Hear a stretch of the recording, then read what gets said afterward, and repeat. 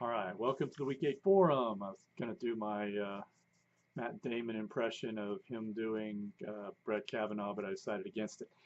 This week we're looking at another distinctive period of American federalism, the period typically described as the period of liberal activism. Robertson begins this chapter with a fairly elaborate history of healthcare in the United States leading up to the ACA. What kinds of federal laws were on the books at the beginning of the progressive era?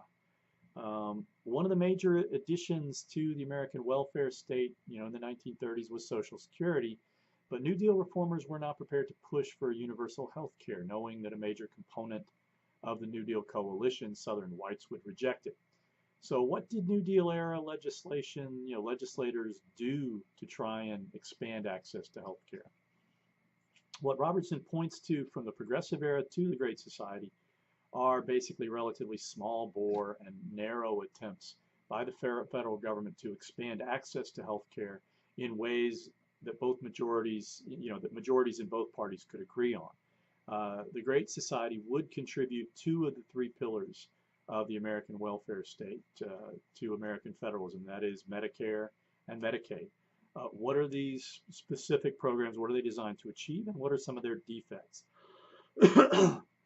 Also, another important question, what kinds of reforms to the healthcare system were put in place during the Clinton and Bush years from 1993 to 2001, or actually 2009? Another important issue here is the idea of Massachusetts experiment with universal health care provision at the state level. Why is that such an important move going forward? What does Romney Care illustrate about the role that federalism plays in reforms over huge sectors of our economy, like the healthcare system? Important question. Why did Barack Obama decide to devote the first 2 years of his first term to getting the Affordable Care Act passed? Would he and Democrats have been better served seeking a different issue on which to work, perhaps something that would be less likely to provoke the kind of scorched earth response that it drew from Republicans? What do you think about that? What issue would that have been? How would you analyze the Republicans' multi-term, uncompromising approach to repealing and replacing the Affordable Care Act? How would you characterize Republicans' attempts to replace the ACA once they gained unified control of government? Everybody was fairly convinced that that would happen in quick order. I know Donald Trump said it would happen amazingly quick, like within the first 100 days of his administration. Why didn't it happen that way? The rest of this chapter is devoted to the period I mentioned at the beginning of the presentation, really beginning around the time of the passage of the Civil Rights Act in 1964 and going all the way through the environmental regulatory laws during the Nixon administration. A lot of people forget Nixon is responsible for creating the Environmental Protection Agency. At one point in time, really into the 1980s, regulatory legislation was put into effect in what amounted to a political vacuum. When Nixon declared in 1971, we're all Keynesians now, what he was really saying was there was no effective way to oppose the kinds of economic and environmental regulations that Congress was prepared to pass.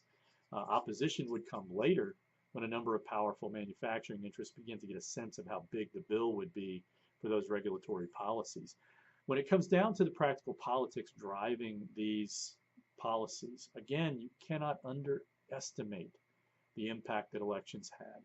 Think about the consequence of the 1964 national elections.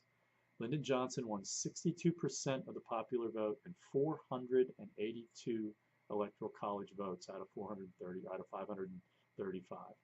Democrats won 37 seats in the House in that one cycle and held a 295 to 140 advantage. So they had 68% of the seats.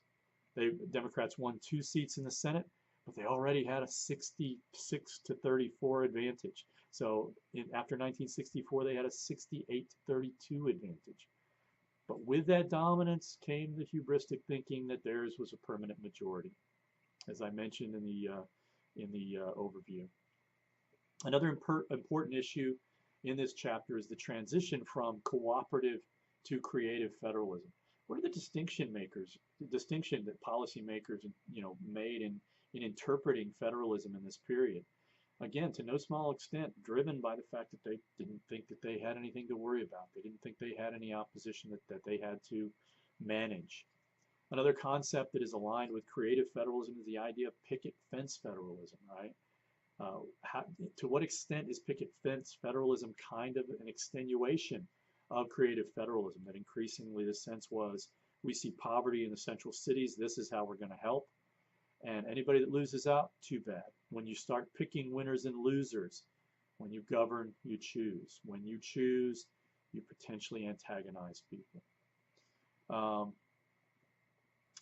And this really sets the stage for the age of Reagan. Another important section of this chapter deals with Nixon's new federalism and with his support for what was called general revenue sharing. What exactly is general revenue sharing? Take a look into it to see if you can find out more about it. How long was it in place? Does it sound like a good idea today? Why is it that Congress eventually killed it? One final issue I want to throw out there. What does Robertson mean by government by proxy? Why is this a potential problem for American federalism? What can be done about it? All right. Hopefully I've given you plenty to think about and discuss. There's obviously a lot more going on in this chapter. As always, if you have any questions, please don't hesitate to use the forum to ask. A fellow student might have the answer, or one might have had the same confusion as you and be shy and not want to ask the question, but nevertheless be similarly enlightened. So let's have a good week of discussion.